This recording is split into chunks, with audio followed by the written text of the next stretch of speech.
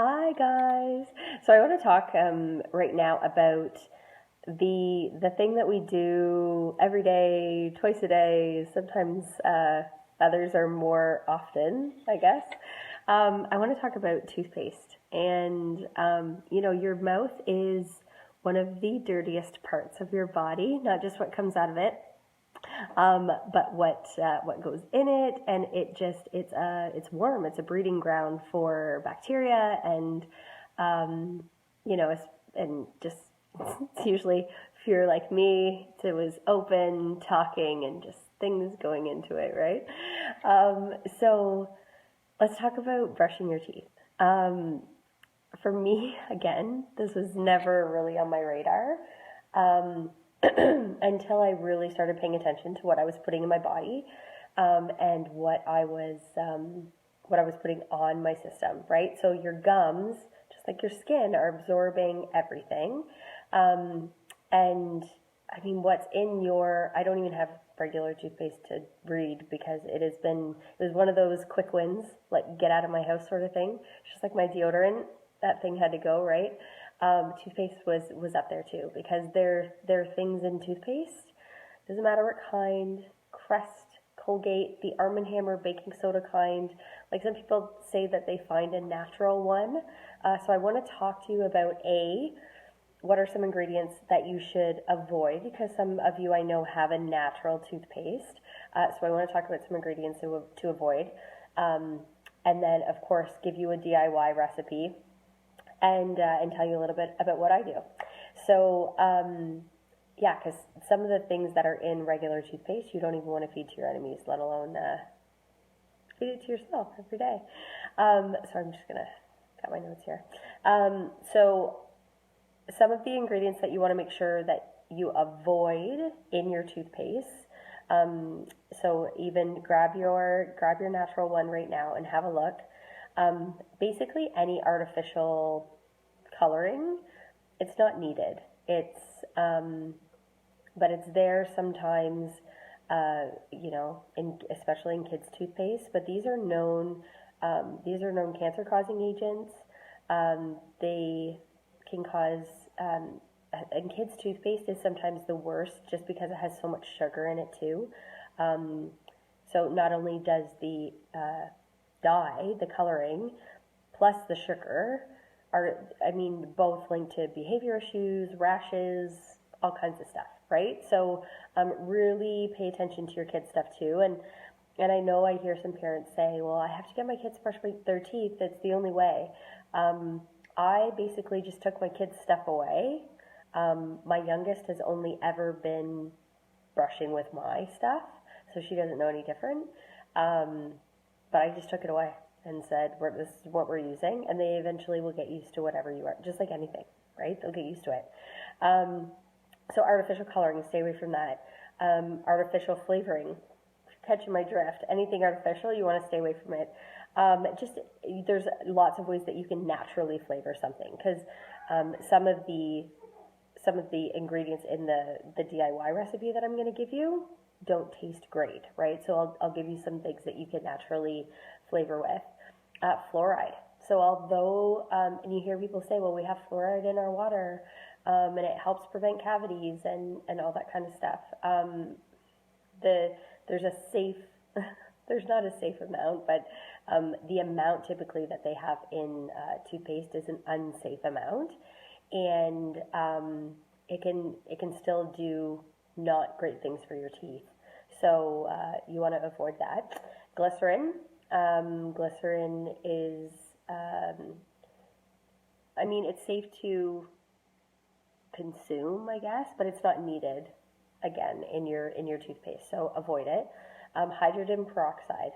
So hydrogen peroxide is typically in there for whitening, right?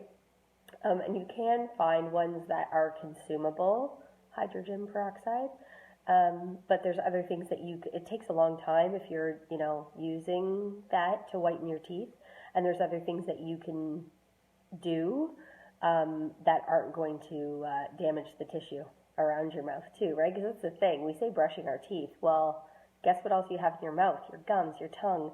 all of this really sensitive tissue that you're also treating, right? So we want to pay attention to that. Propylene glycol is that's the what they put in toothpaste so that your mouth feels like smooth. It's a fossil fuel, but it's also used to make antifreeze. So it's found in a lot of toothpaste. Antifreeze, not so much, right? Again, artificial sweeteners even. And again, I'll give you some things to put in there. Sodium lauryl phosphate, that's what makes it foam in your mouth, but you want to, that's linked to developing canker sores and all sorts of things, again, in your mouth. So pay attention to that. Titanium dioxide, this is again like hydrogen. But it's used to make the toothpaste really white. So, but there's actually there's a ton of research linked to what it does to your gut lining. And we want to maintain gut health in everything that we do, right? So, off-white toothpaste is okay. Go with it. And triclosan is it's a chemical that is in a lot of toothpaste as well, and it has it's linked to a number of health problems as well. So those are some of the things that have a look at your toothpaste, even if you're thinking it's a supernatural one. Those are some that you want to avoid. I'm going to give you, it's basically, again, one of the cheapest DIYs ever. And I'm going to let you know what I do too. And I want you to pay attention to the fact that just like with cleaning anything, cleaning a surface, it's actually the brushing that is what is taking things off of your teeth. So I will get them after. Yep, I'll get them after. Thanks. So it's actually the brushing that's actually doing things for your mouth. So, and just like if I'm cleaning a surface, it's the friction of me cleaning the surface. Sometimes it's not necessarily what you're cleaning with, but how you're cleaning. So, just, if you don't have toothpaste, that's okay too. But it's always nice to give it a little extra something. So let's talk about toothpaste and how you can make it. All you're going to need is baking soda, coconut oil, and your essential oils. That's it, that's all. So I will post this recipe below too. I have some recipes that I was looking at where they also used the bentonite clay or cacao nibs in there as well, or sea salt or different spices. If you're wanting to really create a different flavor, because obviously baking soda is really salty. It doesn't taste very great, right? You can add, you can add stevia, or because your essential oils are going to, they're going to give it a little flavor, but it's more for the aftertaste. It's not for the actual toothpaste itself. So, so what you're going to do, and the key is, no, please don't. No thanks. So, what you're going to do is, no thanks. There you go. I'm on. I know. Imagine that. You were going to take, no thanks. Can I say no thanks more times in this video? I know.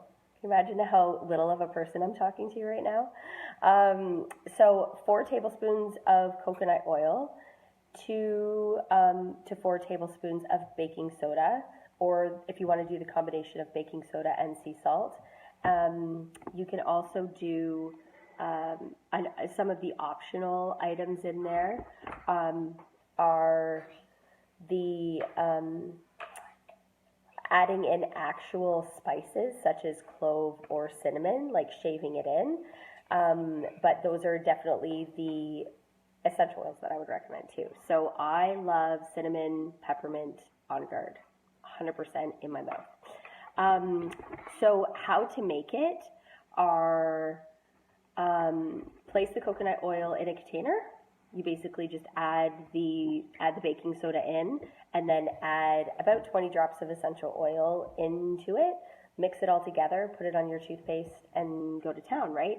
And a lot of what you're needing when you're using something like baking soda is just the abrasion, right? So it's giving it a little bit of grit, but you don't want, too much, because that can also not feel great on your gums. So you want to make sure that you are, this takes a couple minutes to make, and that even just that little bit, you'll get probably, 30 to 40 to 50 uses out of it, right? I personally am very texture sensitive, I guess, and taste sensitive. How am I going to put this? So I love doTERRA's toothpaste. It's one of those things that I'm all about DIY. And if you have an even better DIY toothpaste recipe, I've tried probably 3, maybe 4 different ones. And I just can't seem to get the taste and texture the way my mouth loves it. I know lots of people that love their DIY toothpaste. I'm not one of them. So I like to trade in my points and just get my On Guard toothpaste. And again, all those things that I mentioned that you don't want in your toothpaste aren't in it. And it just tastes like On Guard. That's it. And even to get used to it, if you want to put another drop of peppermint on your toothbrush with it as well, that's a great little thing to do. So thank you guys. Go make your toothpaste. And again, if you find an awesome thing to do with it, please let me know. See ya.